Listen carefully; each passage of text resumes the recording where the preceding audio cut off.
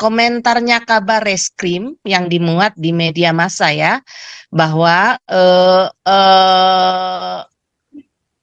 menganggap tidak berhasil atau tidak mampu menghadirkan atau menjemput Pak Paul ke Indonesia untuk diadili di Indonesia. Nah, akhir katanya dia berkata, kita doakan saja agar dapat hidayah, kata dia ya. Nah, kalau saya dalam hal ini mengajak nih ya, mengajak seluruh umat Kristen untuk mendoakan juga Bapak Kabar Reskrim ini dan beberapa mungkin bapak-bapak polisi ya yang tidak berkomentar pun, untuk kita umat Kristen mendoakan mereka agar bertobat ya, agar bertobat, tahu tentang kebenaran, karena orang bertobat itu pasti akan tahu memperlakukan hukum secara adil ya. Orang bertobat, orang yang tahu kebenaran akan bisa ya bersikap adil ya, memproses ya laporan dengan adil, karena nama yang jelas-jelas sudah menista, menghina agama Kristen di Indonesia khususnya ya, dan sudah pula dilaporkan hingga saat ini tidak diproses ya. Nama itu ada di Indonesia, pasti di area hukum Indonesia, berlaku hukumnya Indonesia. Sedangkan Pak Paul di luar negeri, warga negara di luar. Semestinya kalau punya rasa malu, kalau tahu tentang kebenaran dan sudah bertobat, akan memproses dulu nama, bukannya warga negara luar. Lanjut. Oh masih lah. Ini permesta lanjut. Mana nih permesta nih? Oh nih woman, ladies first ya, permesta ya, ladies first ya. Disoy dulu nih. Ya, ladies first. Kasihan. Salam semua. Salam. Kata kunci dulu. Apa Password, tadi saya nggak tahu. Passwordnya. Passwordnya turun cawat, turun ayat. Naik sahabat, turun ayat. Saya tadi dilihat liso-liso itu. Nggak sanggup, nggak bisa. Udah Pak Santiamer aja mewakili lah. Passwordnya. Turun apa itu tadi? Turun. Udahlah, nggak usah. Cawat, turun ayat. Nggak usah lah. Nggak usah pakai password kalau saya mah. Ini aja. Saya tadi tertarik, saya sedikit aja tertarik tadi dengan komentarnya Kabar Reskrim yang dimuat di media massa ya, bahwa menganggap tidak berhasil atau tidak mampu menghadirkan atau menjemput Pak Paul ke Indonesia untuk diadili di Indonesia. Nah, akhir katanya dia berkata, kita doakan saja agar dapat hidayah, kata dia ya. Nah, kalau saya dalam hal ini mengajak nih ya, mengajak seluruh umat Kristen untuk mendoakan juga Bapak Kabar Reskrim ini dan beberapa mungkin bapak-bapak polisi ya yang tidak berkomentar pun, untuk kita umat Kristen mendoakan mereka agar bertobat ya, agar bertobat, tahu tentang kebenaran, karena orang bertobat itu pasti akan tahu memperlakukan hukum secara adil ya. orang bertobat, orang yang tahu kebenaran akan bisa ya bersikap adil, ya, memproses ya laporan dengan adil karena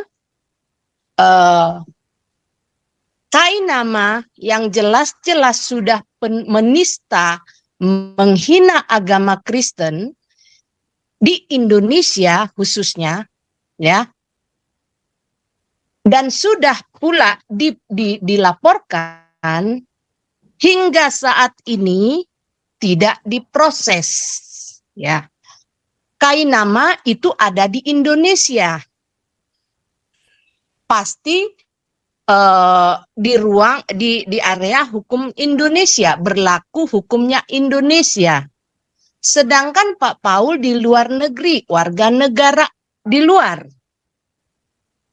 Semestinya kalau punya rasa malu, kalau tahu tentang kebenaran dan sudah bertobat, akan memproses dulu Kainama, bukannya warga negara luar.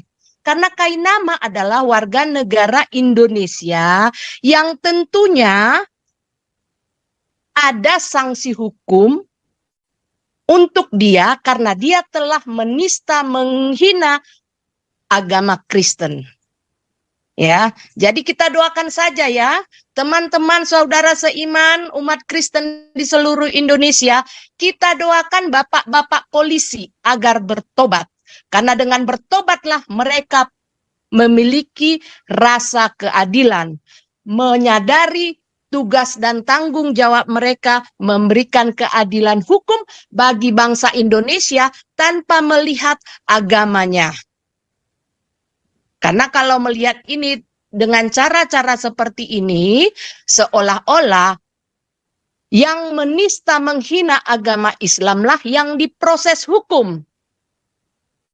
Tapi kalau menghina agama yang lain, yang sudah jelas-jelas Kristen sudah kita laporkan, tidak diproses hukum. Itu saja pendapat saya, Pak Paul, ya. Untuk sementara ini ditambahkan dengan teman-teman lain. Terima kasih. Halo. Masuk saya. Ya, kalau nggak ada yang masuk, saya lagi mau masuk nih.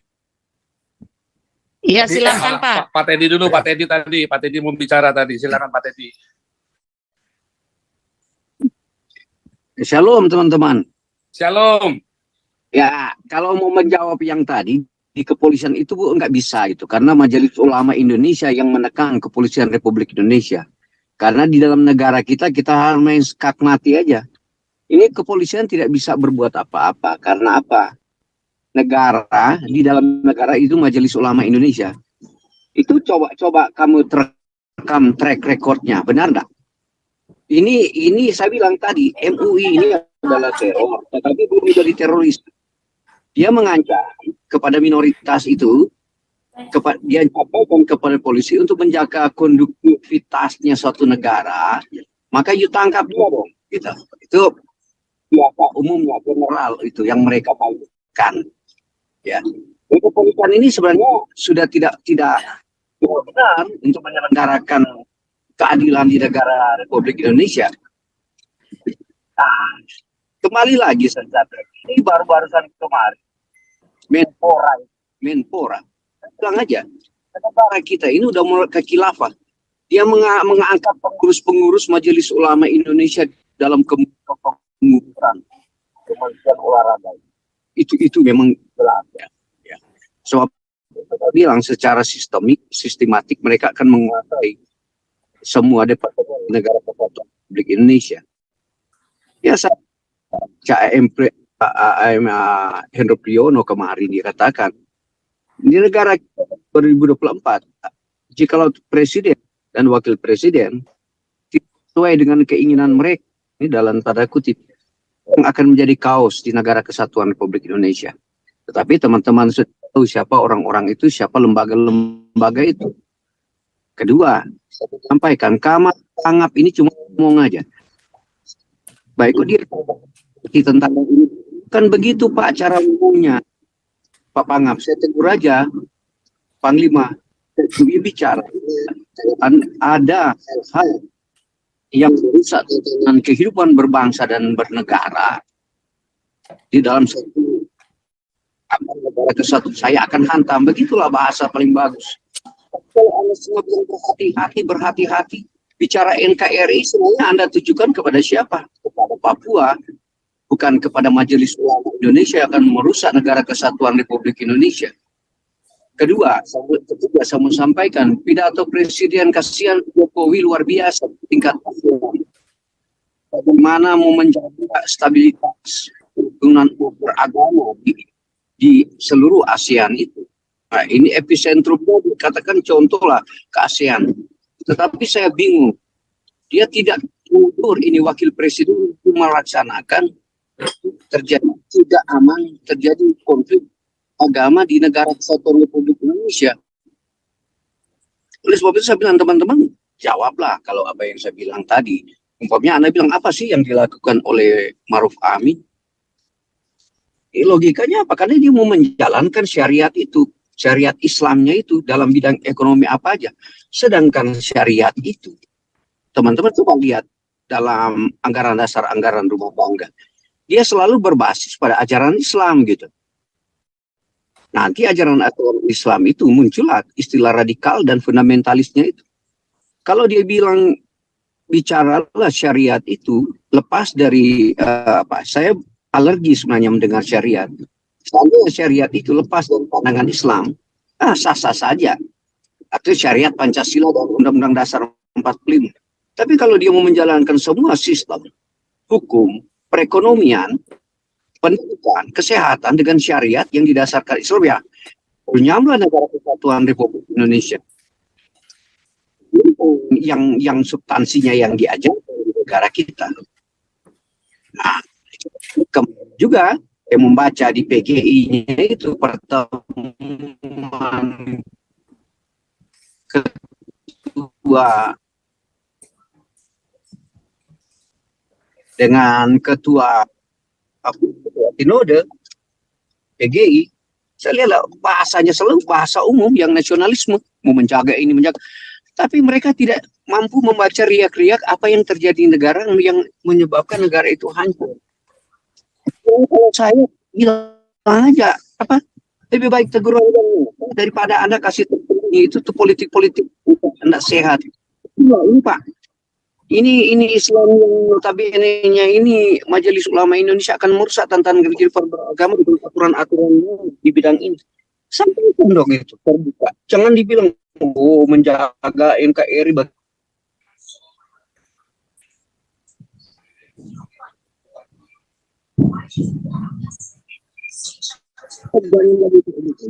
Kita jangan terploting cara berpikir, kita harus bermain terbuka. Berita kita bandingkan. Ya, begitu juga kalau Pak Pendeta Paulsa, kalau dia mengekspresikan sesuatu, saya juga otak saya terkognitif, kognitif saya bergerak untuk merespon itu. Kan apa dengan apa? Ya benar, saya tekan. Bukan saya terkooptasi cara berpikir dia supaya otak saya tercipta. Saya lebih menyangka gitu. Setelah itu benar. Setelah dibaca kita lihat benar juga. Kemarin ini Mahfud MD cara peradaban orang Islam itu memberikan angka 6 itu 1 2 3. Oh, bukan angka Romawi. Benar, peradabannya zaman Ottoman di sana benar, Pak. Tapi itu bahasa lama itu. Enggak usah diangkat peradaban. Kalau Anda mau mengangkat umat Islam, kalau Anda mau mengangkat lagi peradaban masa lalu, itu akan Anda mundur kepada masa lalu itu. Itu kejelekan. Kan di sini kita tidak berbicara Albert Einstein-nya, ya, pakarnya yang bisa menjadikan Thomas Edison ini yang jelas kepada tokoh-tokoh mereka peradaban di setahun, tetapi itu hanya gerakan politik si umat supaya semua itu terangkat dan mendiskriminasi orang yang minoritas. Itu cara-cara sebenarnya terpuji, tetapi sebenarnya sudah model liberal, moderat, cara berpikir cendekiawan. Saya puji, ya saya puji. Ini Mahu MD kemarin ngomong, dia bilang, oh ini peradaban ini ketinggalan jauh itu Pak. Itu. Kemudian terjadi antagonis antara presiden dan wakil presiden. Presiden lagi mau menyampaikan bagaimana perdamaian di ASEAN tentang umat beragama sebagai epicentrum melihat, tapi di kita dia tidak mampu bahwa ada wakil presidennya yang pengkhianat. Tetapi tokoh-tokoh semua diam gitu Pak. Itu kan fenomena sekali. Dia mau Islamkan negara kesatuan Republik dan dengan saya bilang secara sistemik menggunakan tulang terus syariat itu semua bidang Pak. Dan sekarang dia mau Pak semua departemen. Contohnya sekarang Pak, buka hari ini pengangkatan semua itu dari Indonesia. Luar biasa ini negara sistemik. Tapi saya percaya itu kalau ABRI benar-benar dia mau menyampaikan, Pangam mau menyampaikan siapa yang bahasa ulang-ulang memerut tentang kehidupan berbangsa dan bernegara berdasarkan penjelasan undang-undang dan NKRI, saya akan hantam. Saya menunggu pernyataan begitu. Kalau Anda cuma hati-hati, apa kata-kata hati-hati itu? Tidak ada makna. Pengapa? Cobalah tegur. Ya, negara kita lagi menuju kehancuran karena di bawah pengaruhnya majelis Indonesia ini. Teman-teman itu kita coba Anda buka link majelis Indonesia di Indonesia. Pasti Anda ketemu itu kepengurusan yang terjadi di negara kesatuan Republik Indonesia. Ya, terima kasih teman-teman. Semoga kita diberkati ya.